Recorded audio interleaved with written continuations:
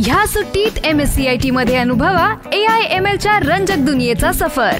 MSCIT आंतरराष्ट्रीय दर्जेचा परिपूर्ण computer course. आजच MSCIT ला प्रवेश निश्चित करा। MSCIT course powered by AI। कार्ले येथून एकविरा देवीचे दर्शन घेऊन परत येणाऱ्या उरणमधील चिरनेर येथील चिर्लेकर कुटुंबाच्या रिक्षाचा सोमवार दिनांक 8 एप्रिल रोजी बोरघाटात भीषण अपघात झाला होता। या अपघातात 4 जण जखमी झाले होते।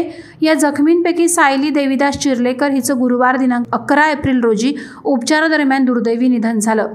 कामोठे MGM मध्ये उपचार सुरू असताना तिची मृत्यूशी झुंज अपयशी ठरली। चिरनेर येथील चिर्लेकर कुटुंब हे कार्ला येथील एकविरा आईचं दर्शन घेऊन घरी परतत असताना बोरघाटात सायमाळ जवळील तीव्र उतारावर रिक्षा चालकाचं वाहनावरील नियंत्रण सुटलं। रिक्षा रस्त्याच्या बाजूला जाऊन साईड रेलिंगला धडकली। या अपघातात साई चिर्लेकर, शकुंतला चिर्लेकर, मनीष चिर्लेकर आणि सायली चिर्लेकर या एकाच कुटुंबातील 4 व्यक्ती जखमी झाल्या होत्या।